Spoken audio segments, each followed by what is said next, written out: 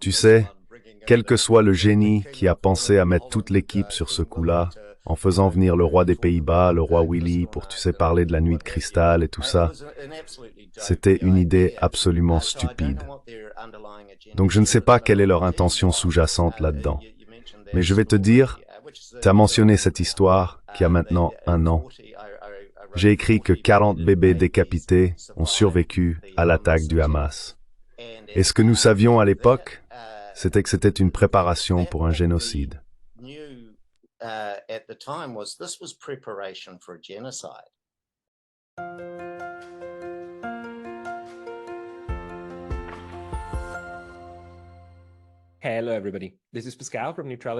Bonjour à tous, c'est Pascal des études de neutralité, et aujourd'hui j'ai le grand plaisir de parler avec un journaliste et ami personnel, Eugene Doyle. Eugene est un écrivain basé à Wellington, en Nouvelle-Zélande, qui a beaucoup écrit sur le Moyen-Orient, ainsi que sur les questions de paix et de sécurité dans la région Asie-Pacifique. Le week-end dernier, Eugene a rédigé un article sur les événements alors en cours à Amsterdam, où des hooligans israéliens ont vandalisé des parties de la ville et ont ensuite été battus, ce que de larges parties des médias ont commencé à dépeindre comme un pogrom contre les Juifs. Eugene a intitulé cela « La BBC devient complètement Goebbels ». C'est cela, et l'état déplorable des médias occidentaux, et comment les médias nous influencent pour aller à la guerre, que nous allons discuter aujourd'hui. Alors, Eugene, bienvenue. Salut, merci, Pascal. Et oui, merci beaucoup. C'est ma première fois sur Neutrality Studies, mais je suis un fidèle adepte. Donc c'est génial d'être ici. Merci pour cela. Et nous nous sommes rencontrés il y a seulement quelques semaines. Donc nous avons eu le temps d'échanger et de nous engager.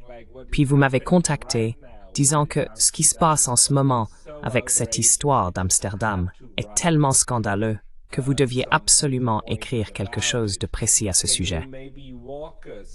Pouvez-vous peut-être nous expliquer pourquoi vous pensez que ce qui se passe dans les médias avec Amsterdam rappelle ce que Goebbels a fait dans l'Allemagne nazie?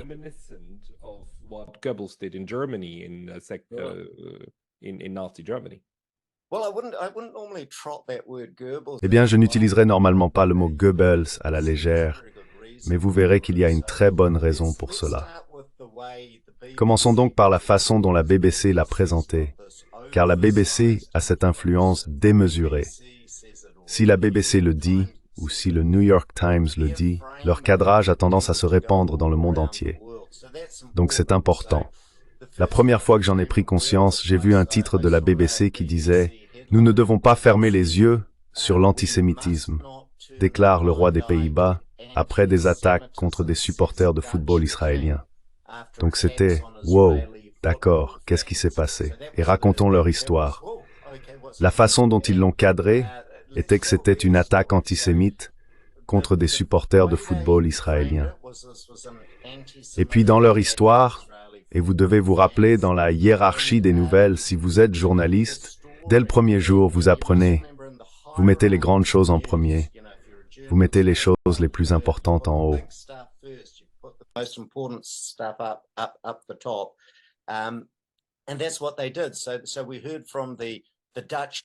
Et c'est ce qu'ils ont fait. Nous avons donc entendu le roi des Pays-Bas et à quel point il était préoccupé, ainsi que l'ombre de la Seconde Guerre mondiale et le traitement des Juifs en Europe. Très sérieux, évidemment. Nous avons entendu que le Premier ministre néerlandais était tellement préoccupé par ce qui s'était passé qu'il est rentré d'outre-mer. Nous avons entendu qu'il y avait des avions mobilisés en Israël après ces attaques. Et cela a continué dans ce genre de ton. Puis la BBC elle-même, et nous avons eu le président Biden qui est intervenu dans l'histoire et tout cela. Mais ensuite, la BBC, et c'était le journaliste qui l'a fait, a dit, et je vous cite, « La violence de jeudi soir a été condamnée par des dirigeants à travers l'Europe, les États-Unis et Israël. »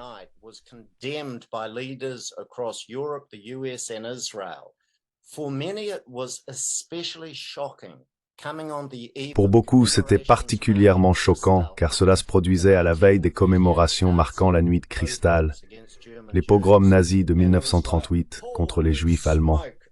Et je me suis dit, bon sang, d'accord, c'est un lien assez important de réellement associer un incident impliquant des fans de football et les victimes de l'Holocauste, d'utiliser réellement l'Holocauste et de le lier à cet événement.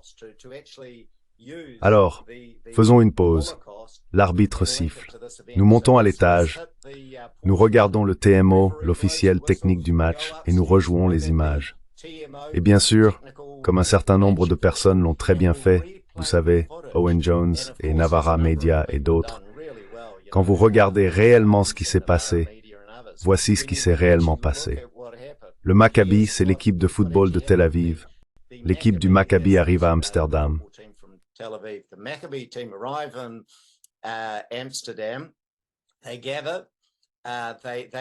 Ils se rassemblent, ils se retrouvent sur une place.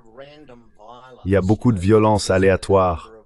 Vous savez, il y a un certain nombre de chauffeurs de taxi, de chauffeurs Uber qui se font tabasser. Je veux dire, c'est juste un comportement standard. Ils font ça partout en Europe. Et il y a des images, vous pouvez voir tout cela. Je veux dire, je suis sûr que beaucoup de gens ont vu cela. Vous savez, arracher des drapeaux palestiniens des maisons privées des gens, tout ce genre de choses. Et ils chantent aussi. Donc ce à quoi la BBC a fait allusion de manière oblique, c'est ceci. Je vais vous lire. Oh, et au fait, je dois dire, je pense que la BBC s'est tiré une balle dans le pied avec leur couverture de cela.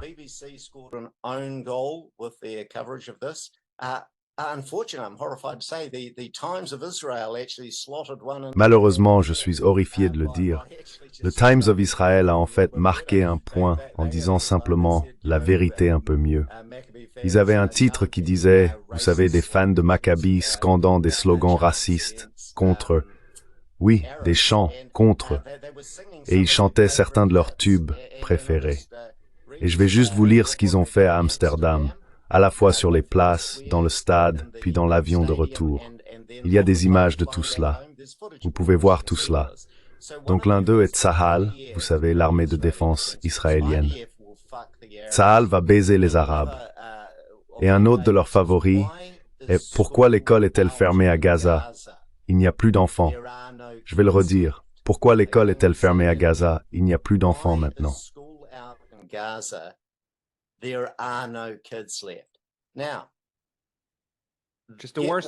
C'est le pire du pire. C'est aussi mauvais que possible. C'est un langage génocidaire que l'on peut imaginer, comme prendre plaisir à l'éradication des enfants.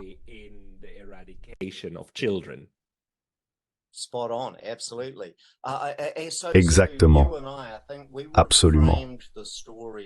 Donc, vous et moi, je pense que nous aurions présenté l'histoire légèrement différemment.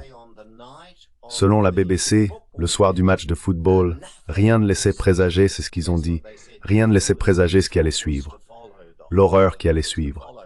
Eh bien, en fait, les gens au stade étaient un peu horrifiés parce qu'il y avait une minute de silence pour les victimes des inondations en Espagne. Les terribles inondations qui ont eu lieu en Espagne. Donc il y avait une minute de silence qui a été noyée par les Israéliens, scandant les mots que je viens de vous lire. Et ils n'étaient pas contents des Espagnols, parce que les Espagnols n'approuvent pas leur position sur Israël. Donc tout cela était le prélude à ce qui a suivi. Et puis il y a eu toutes sortes de combats et de poursuites, et toutes sortes de comportements violents. Je ne cautionne rien de tout cela, mais je dirais difficilement que c'est surprenant.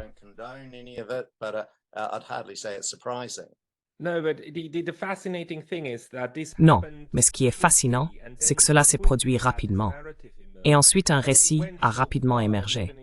Cela est allé si loin que même dans les médias allemands, le principal journal télévisé du soir a montré une vidéo de personnes poursuivant d'autres avec des bâtons et les frappant en disant que c'étaient des Juifs qui se faisaient battre. Il s'est avéré un jour plus tard qu'il s'agissait de hooligans israéliens de football frappant des locaux à Amsterdam. Ils ont dû rétracter l'histoire et ont ensuite publié une petite excuse. Oui, nous nous sommes trompés.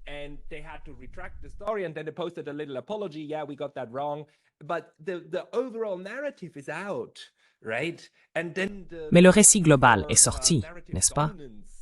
Et puis, la lutte pour la domination du récit a commencé, avec un camp accusant l'autre d'être d'horribles racistes ou antisémites, pour ne pas reconnaître le pogrom. J'ai lu des tweets de personnes qui disaient « Pourquoi refusez-vous encore d'utiliser le mot pogrom? C'est un pogrom. » Et comme vous l'avez dit, le lien avec la Nuit de Cristal, qui est considéré comme le début de l'incarcération systématique, puis de l'extermination de la population juive d'Europe, est énorme. Pouvez-vous peut-être en parler un peu plus?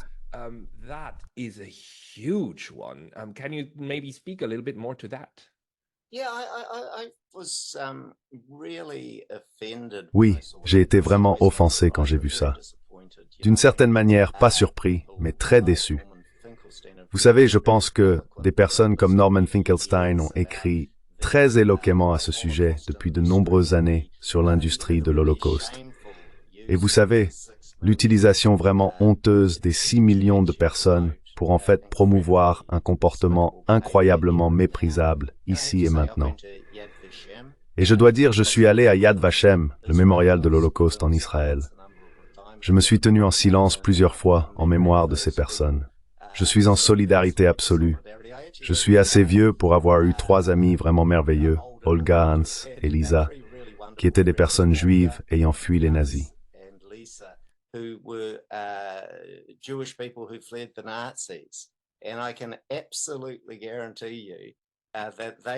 je peux absolument vous garantir qu'ils m'auraient rejoint dans n'importe quelle marche pour la justice en Palestine, parce qu'ils étaient l'incarnation absolue de la bonté et de la décence. Vous ne pourriez espérer de meilleures personnes.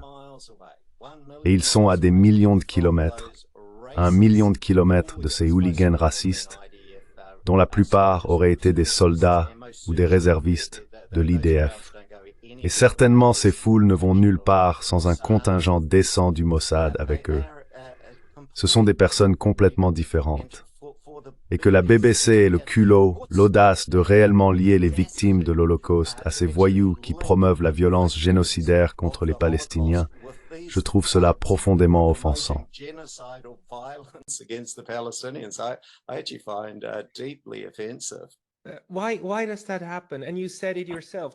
Pourquoi cela se produit-il? Et vous l'avez dit vous-même, le Times of Israel a fait un meilleur travail en rapportant réellement ce qui s'est passé. Pourquoi tant de grands médias en Occident, comme en Allemagne, au Royaume-Uni, aux États-Unis, ressentent-ils le besoin de prendre un événement, de le décontextualiser complètement et de le recontextualiser dans l'une des pires atrocités qui se sont produites sur le continent européen au XXe siècle? Ils n'ont pas besoin de faire cela. Personne ne les y oblige. Personne ne leur met un pistolet sur la tempe. Pourtant, ils le font encore et encore, justifiant ainsi le génocide actuellement en cours. Pourquoi?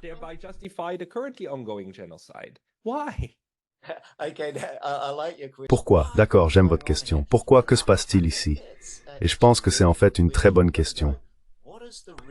Il faut se demander quelle est la véritable histoire ici. Vous savez, parce que parfois nous ne savons pas. Parfois la réponse vient plus tard quand vous dites « Pourquoi l'événement ?» Vous savez, d'après la façon dont on vous l'a enseigné, vous penseriez que cela aurait été un événement étonnant. Il y avait 5 de ces personnes qui sont allées à l'hôpital. Aucune d'elles n'est restée la nuit. Elles étaient toutes de retour dans l'avion, en train de passer un bon moment. J'ai vu toutes les images de leurs chants racistes dans l'avion et à l'aéroport Ben Gurion.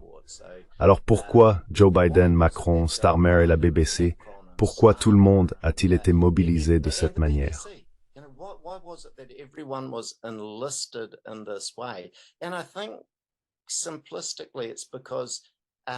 Et je pense de manière simpliste que c'est parce que l'Occident collectif fait partie d'un effort collectif pour réellement mener à bien ce génocide à Gaza et en Palestine.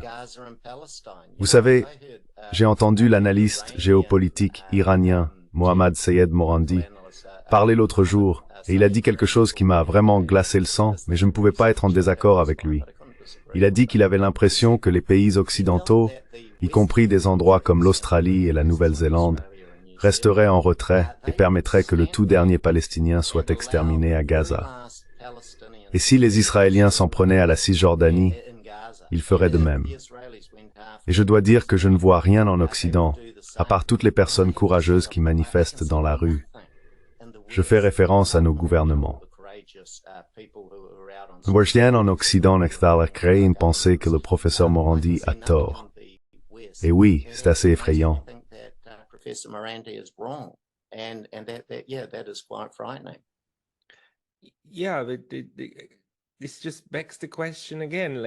Oui, ça soulève à nouveau la question. Ce n'est pas « il se passe quelque chose », pas nécessairement dans la psyché, mais dans le comportement collectif de ces parties de la société. Les médias, peut-être aussi le milieu universitaire, bien qu'ils fassent un peu mieux. Au moins, le corps étudiant est beaucoup mieux, n'est-ce pas? Ils sont le foyer de résistance à cela. Mais en général, la façon dont fonctionne la discussion publique, le discours public, est tellement outrageusement rempli de mensonges évidents et prouvés. Et je sais que vous avez travaillé sur d'autres choses aussi, comme l'histoire des 40 bébés décapités, qui est sortie juste après le 7 septembre-octobre de l'année dernière. Et vous savez, des gens comme Joe Biden, disant à la caméra qu'il a vu ces photos, dont nous savons qu'elles n'ont jamais existé. Par conséquent, il ne les a jamais vues. Mais il l'a quand même dit. Et c'est prouvé, c'est comme noir sur blanc. Alors comment ça fonctionne-t-il, selon vous, psychologiquement? So still, how does this, in your view, function psychologically? Ouais. Je pense que c'est intéressant, comme par rapport à cet événement Maccabi, je ne comprends pas vraiment parce que c'est tellement fou. C'est une telle, vous savez, idée de génie qui a mis toute l'équipe à travailler là-dessus, en faisant venir le roi des Pays-Bas, le roi Willem-Alexander, pour, vous savez, parler de la nuit de cristal et tout ça. C'était une idée absolument stupide. Donc, je ne sais pas quelle est leur intention sous-jacente là-dedans. Mais je vais vous dire, vous avez mentionné cette histoire qui a maintenant 1 an. J'ai écrit sur les 40 bébés décapités qui auraient survécu à l'attaque du Hamas.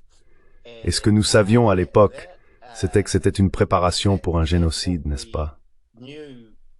Ouais.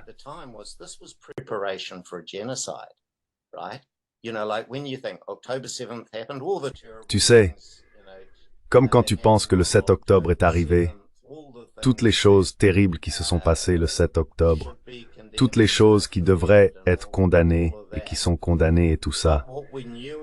Mais ce que nous savions à l'époque, c'est que quelque chose de vraiment terrible allait se produire. Donc, quand l'histoire des bébés décapités est sortie, et je suppose que la plupart des gens l'ont entendu, tu sais, il y avait des gens comme le président Biden, comme tu l'as dit, disant « Dans toutes mes années, je n'ai jamais rêvé que je vivrais pour voir une telle chose, pour voir réellement des terroristes décapiter des bébés. » C'est ce qu'il a dit. Maintenant, la Maison-Blanche, je ne sais pas pourquoi, ils l'ont en fait rétracté le même jour.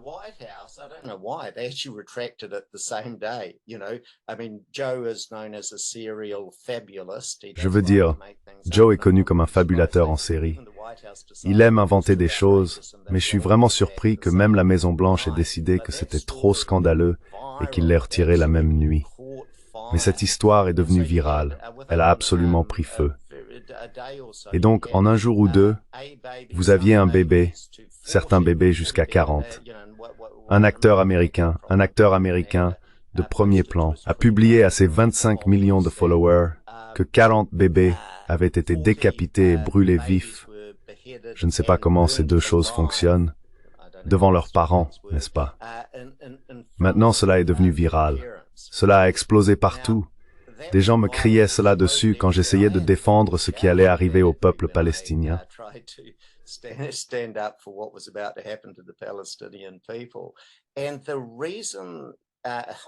Et la raison pour laquelle des mensonges horribles comme celui-là sont racontés, c'est quand la vérité n'est tout simplement pas suffisante.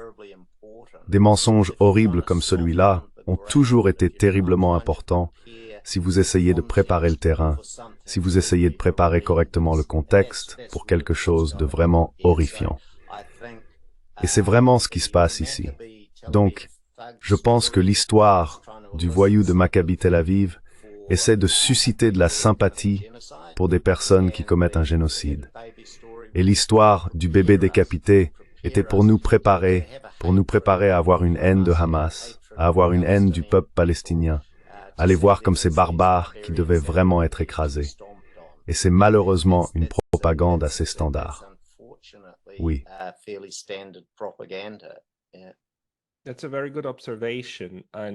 C'est une très bonne observation. Et vous pouvez clairement voir comment ces doubles standards flagrants et évidents, pour lesquels l'Occident est maintenant si tristement célèbre, sont pleinement à l'œuvre ici, n'est-ce pas? L'histoire des 40 bébés décapités, comme l'histoire fausse, suscite cette indignation, et l'histoire réelle de 6 000 ou 7 000 bébés tués et brûlés vifs à Gaza. Personne ne s'en soucie. De temps en temps, il y a des nouvelles dissidentes comme Pearls and Irritations, etc. qui en parlent. Mais le New York Times et ainsi de suite, ils le considèrent simplement comme des dommages collatéraux malheureux.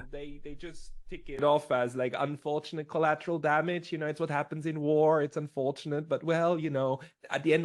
ce qui se passe en temps de guerre. C'est malheureux. Mais bien, en fin de compte, c'est la faute du Hamas si cela s'est produit. Donc le sang des bébés est sur les mains du Hamas. Cela me dérange toujours en un sens, que même si je sais que l'art de la politique est l'art de contrôler le récit actuel de 6 semaines, il est si facile de recruter tous ces journalistes et experts et les utilisateurs de Twitter, etc., et de créer cette fausse indignation.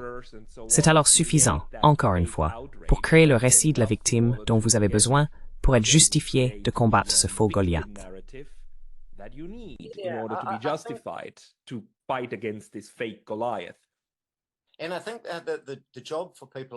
Et je pense que notre travail à nous est d'essayer de nous améliorer pour voir à travers ces récits. Parce que la réalité est que la BBC n'était pas naïve à propos des fans du Maccabi Tel Aviv. Vous savez, ils ont voyagé en Europe, ces gars provoquent des émeutes partout. Ils sont absolument, vous savez, choquants partout où ils vont. Un travail a été fait. Et la BBC, vous savez, pour une raison terrible, a décidé qu'elle était un outil de propagande, pas un média d'information.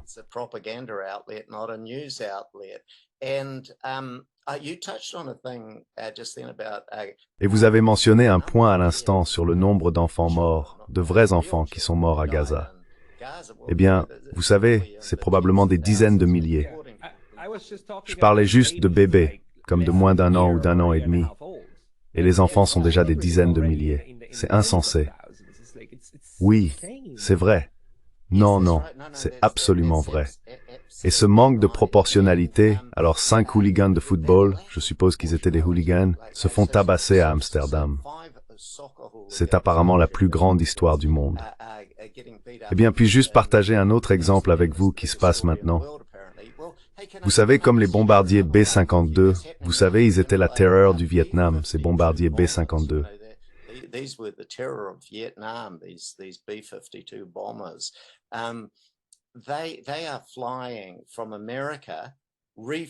Ils volent depuis l'Amérique, se ravitaillent en Australie et livrent ces énormes charges utiles au Yémen. Le savais-tu, Pascal?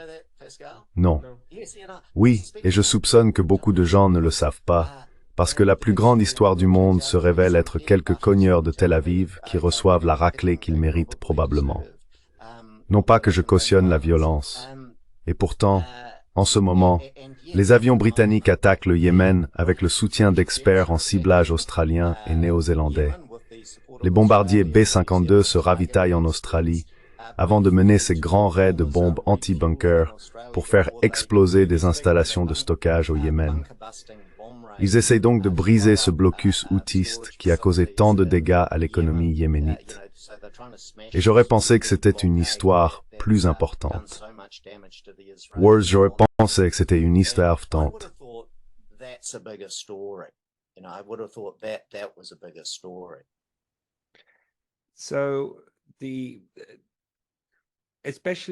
Surtout en ce qui concerne Israël, nous avons beaucoup d'exemples de ce genre, où un incident est exagéré, tandis que d'autres sont minimisés de l'autre côté. Et cela ne passe plus dans le Sud global, parce que c'est trop évident, c'est trop flagrant. De plus, pour vous et moi, nous aurions eu des difficultés à obtenir ce genre d'histoire il y a 30 ans, disons dans les années 90. Mais maintenant, nous assistons à un génocide diffusé en direct sur Twitter et toutes les plateformes qui permettent encore de montrer la réalité sanglante dans laquelle nous vivons. Et ce n'est pas le cas de toutes. Certaines interdisent immédiatement vos vidéos si vous montrez comment des gens sont tués, car vous pouvez prétendre que 40 bébés ont été décapités. Mais si vous voyez un bébé mourir réellement, cela sera censuré.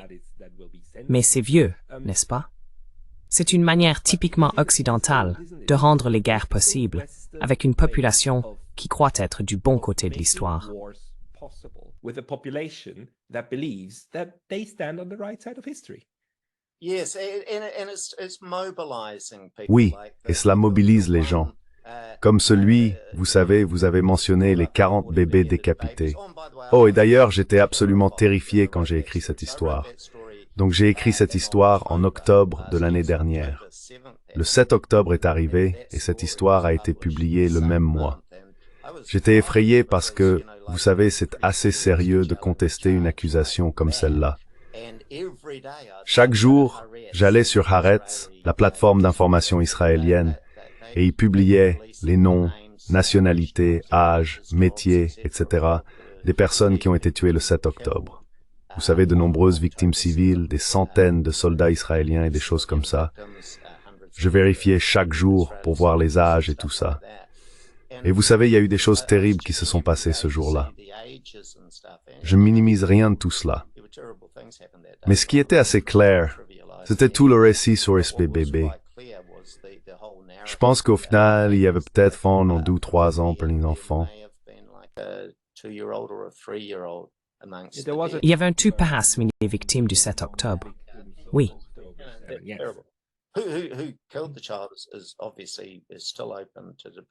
Qui a tué l'enfant est évidemment encore sujet à débat, et c'est vraiment regrettable.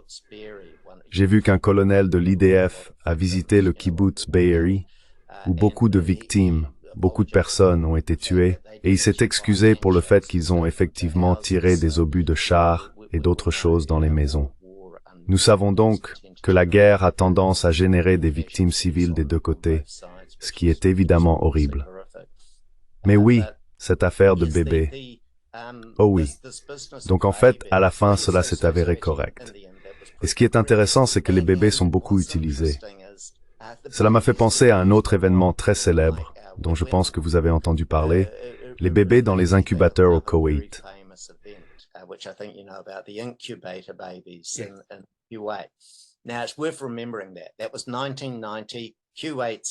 Il est important de se souvenir de cela. C'était en 1990 à Kuwait City, et Saddam Hussein y était entré et l'Amérique voulait s'en occuper. Ils ont donc organisé des auditions au Congrès. J'ai vu cela à l'époque et c'était absolument captivant.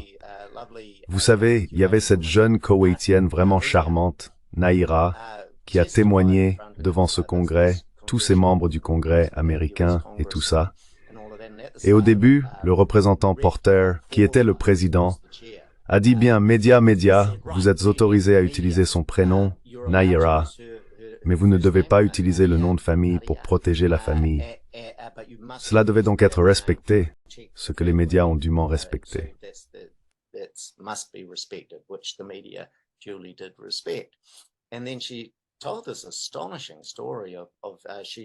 Et puis elle a raconté cette histoire étonnante. Elle était infirmière dans l'unité néonatale de l'hôpital de Kuwait City, le jour où les soldats irakiens sont arrivés. Ces monstres sont entrés et ils ont pris, je pense que c'était 90 ou 92 bébés, hors de ces incubateurs et ont jeté ces petits êtres par terre. Puis ils ont volé les incubateurs et sont partis. Juste une histoire d'horreur absolue. Compréhensiblement, la jeune Naïra, en la racontant, était très émue et c'était très compréhensible. Un journaliste à la fin, un peu comme Joe Biden à propos des bébés décapités, a utilisé le même genre de langage. Il a dit « Oh, en toutes mes années à faire ce travail, je n'ai jamais entendu une telle histoire d'infamie et de barbarie. » Et ainsi de suite. a story of infamy and barbarity and, etc. And it was a great story apart from one-minded. Et c'était une belle histoire, à part un petit détail. C'était entièrement une fiction. Tout était complètement inventé. Et tout le monde, y compris Naira, l'a maintenant admis, vous savez, parce que la raison pour laquelle il ne voulait pas l'utiliser, protéger sa famille, était que son nom de famille était Al-Sabah. Et elle était la fille de l'ambassadeur koweïtien à Washington. Elle était une jeune princesse koweïtienne. Et comme elle l'a admis plus tard, elle n'avait jamais travaillé dans un hôpital. Elle n'avait jamais vu quelqu'un jeter un bébé hors d'un incubateur, encore moins 90 d'entre eux. Et vous savez tout ça.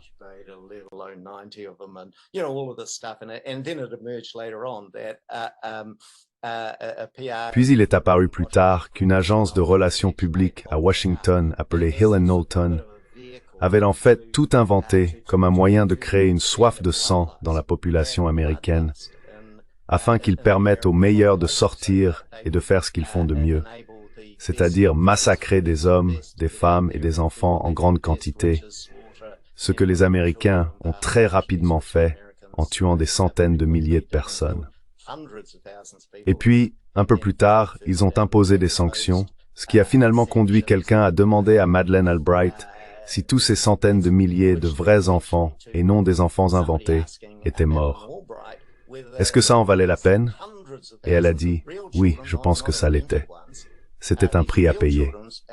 Bienvenue dans notre monde. Yes, I think it was. It was a price worth paying. Welcome to our world.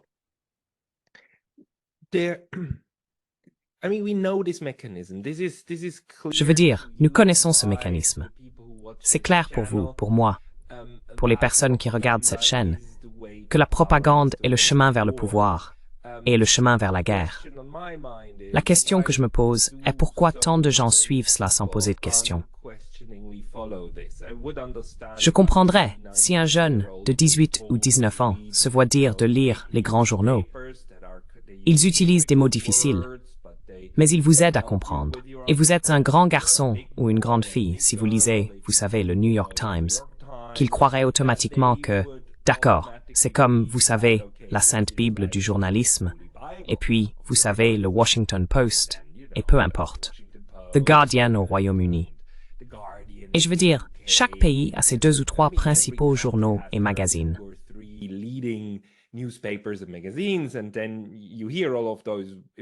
Et puis vous entendez tous ces mots qui semblent importants. Et vous êtes impressionné. Et évidemment, si c'est dans la presse, ça doit être vrai, n'est-ce pas? Mais ensuite, vous vieillissez. Vous atteignez peut-être la trentaine. Et vous réalisez que vous avez été trompé à maintes reprises. Et pourtant, une bonne partie de la population est d'accord. Va dans ce sens. Et quand vous dites par exemple, « Oh, j'ai des doutes sur les 40 bébés décapités », vous recevez une levée de bouclier de gens qui vous disent, « Comment pouvez-vous? Vous devez être un monstre. » Parce que, évidemment, le président des États-Unis l'a dit devant une caméra. Comment osez-vous? Pouvez-vous vous expliquer cette réaction d'une bonne partie de la population? Pas tout le monde. C'est une bonne partie qui ne réagit pas ainsi, mais il y a encore une trop grande partie qui réagit de cette manière.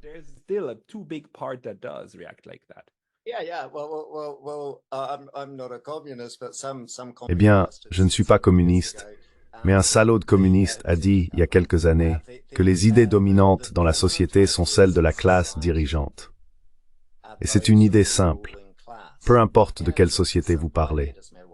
N'importe quel siècle, n'importe quand, les idées dominantes dans la société sont celles de la classe dirigeante. Et donc, nous avons vécu dans ce monde où, vous savez, des médias comme la BBC, CNN et le New York Times, tout ça, ils ont eu leur belle époque, n'est-ce pas? Mais nous vivons dans un monde en changement et les choses s'effondrent. Le centre ne peut pas tenir. Ce qui se passe réellement vient de la périphérie.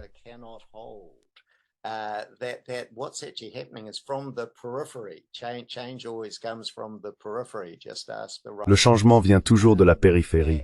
Demandez aux Romains. Ce qui se passe réellement, c'est qu'il y a beaucoup de défis en cours en ce moment. Et certains d'entre eux sont très importants. Vous savez, sur le front géopolitique, comme la montée de la Chine ou la réémergence des Russes, et toute la montée du Sud global, où le PIB du Sud croît à un rythme surprenant. Donc ce genre de choses se produisent. En même temps, les récits commencent à être contestés de manière plus efficace. Et je pense, Pascal, que vous faites un travail remarquable. Pascal, you do an outstanding job. You're part of the changing world. Vous faites partie du monde en mutation, un monde qui prend lentement forme et où nous ne croyons plus à leurs récits comme avant. Et je pense que c'est vraiment, vraiment important, et c'est vraiment bien et assez inspirant. Vous savez, c'est pourquoi j'aime voir des gens vraiment s'attaquer à ce récit ces derniers jours. C'était tellement rafraîchissant de voir autant d'énergie immédiatement consacrée à contrer ce récit très faux. Et vous savez, plus il y a de gens qui refusent d'adhérer à ces choses, mieux nous nous porterons tous.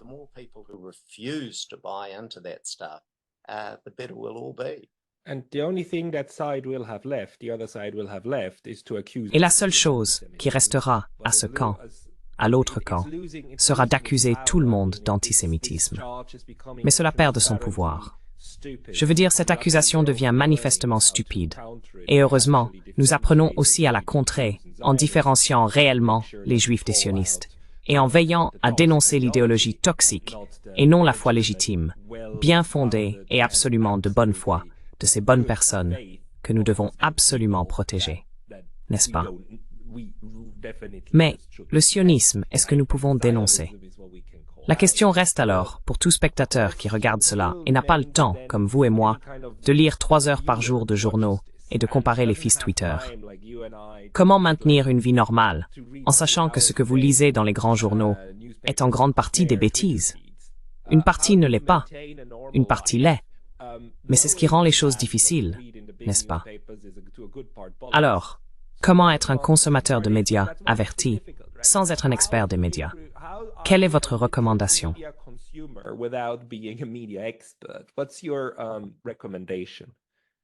Oh, je vois. C'est intéressant. Oh oui. Hey, t'as touché un bon point là. Les médias traditionnels font beaucoup de reportages formidables. Tu sais, c'est vraiment une partie de leur génie.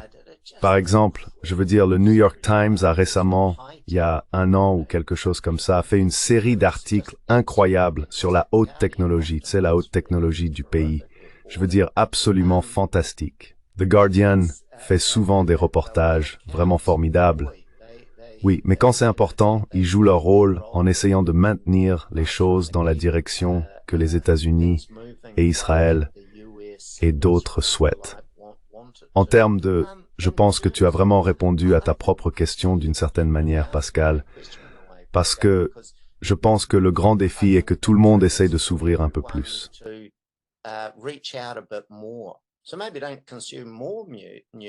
Alors peut-être ne consommez pas plus d'actualités, mais consommez des actualités plus variées. Vous savez, j'encourage toujours les gens et je partage des sites d'actualité avec eux en disant « Hey, au lieu de regarder, vous savez, bien sûr, regardez BBC, bien sûr, regardez CNN, peu importe. Mais pour l'amour du ciel, assurez-vous de regarder un peu Middle East Monitor, Al Jazeera, vous savez, d'autres sources d'informations. Remplissez votre esprit avec une gamme plus large. Je veux dire, je suis consterné par ces gens qui veulent faire taire tout le monde, qui n'est pas une sorte de protestant anglo-saxon blanc. Vous savez, pourquoi ne pas avoir quelques ruses de plus? Pourquoi n'écoutons-nous pas réellement ce qu'ils ont à dire? Vous savez, je ne suis pas un fan de Poutine ou quelque chose comme ça.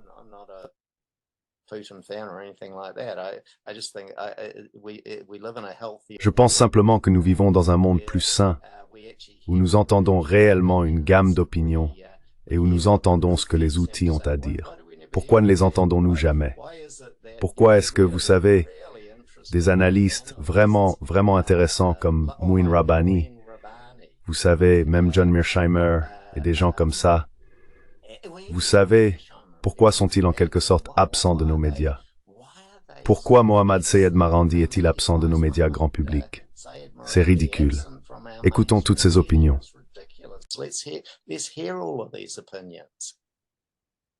Yeah, okay. Oui, But also d'accord. the La diversité, recognition that mais aussi la reconnaissance que vous ne pouvez faire confiance à personne, pas même entièrement à vous-même, car vous pourriez vous tromper, n'est-ce pas? Donc, vous devez avoir une bonne dose de méfiance, tout en ne désespérant pas en pensant « Oh, tout est relatif, je ne peux rien savoir ». Je veux dire, il y a une certaine vérité là-bas, mais c'est à nous de la découvrir. To go and figure it out. Nice, nice. Yeah, and I think that actually this is very C'est bien, mature c'est response, bien. I must say, but even doubting Oui, yourself, 'cause, et je you know, pense que c'est une réponse très mature, je dois dire. Même se remettre en question. Parce que vous savez, c'est l'ancienne idée des aveugles et de l'éléphant. Vous savez, la vérité qu'aucune personne ne peut vraiment saisir la totalité de la réalité. C'est pourquoi il est bon de rassembler beaucoup d'opinions et de remettre en question sa propre perspective. Le perspectivisme est une très bonne idée, vous savez, pour dire, eh bien, en fait, ici je suis assis à Wellington et je vis dans un endroit charmant. Et vous savez, j'ai une expérience particulière qui a façonné ma vision du monde. Et je soupçonne que ce sera assez différent de quelqu'un qui est assis à Sanaa ou à Gaza, recevant toutes sortes d'instruments de mort en ce moment. Ils ont tous une expérience très différente de la mienne, et j'aimerais entendre cette expérience. Yes, and make sense of it. Oui, oui, et donner un sens à tout cela. Je pense que c'est une excellente façon de conclure notre programme aujourd'hui, sur une note d'espoir, en montrant que nous pouvons déchiffrer la propagande et faire notre propre contre-propagande pour transmettre ces points. Donc j'encourage tout le monde à trouver Eugene Doyle. Il publie régulièrement sur Pearls and Irritations. Je mettrai cela dans la description. Y a-t-il d'autres endroits où les gens peuvent vous suivre? Anywhere else where people can follow you, Yeah, Eugene? sure. I think Pearls and Irritation in Australia. Je pense que Pearls and Irritations en Australie, c'est vraiment exceptionnel. Ça vaut vraiment le coup d'œil. C'est un site très très important. Counterpunch aux États-Unis, j'y suis régulièrement. Et ma propre plateforme où vous pouvez lire tous mes articles est solidarityseco.nz. Mais merci Pascal, ça a été un vrai privilège de parler avec vous. But hey, thank you, Pascal. It's been a real privilege talking to you. Thank you very much. Merci beaucoup pour tous vos reportages. Et les gens, veuillez consulter Eugene Doyle. Tout sera lié. Eugene, merci beaucoup. Thank you very much.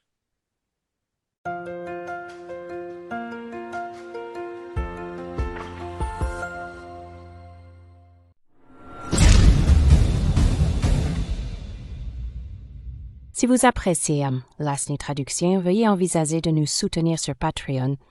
Le lien est dans la description. Merci beaucoup.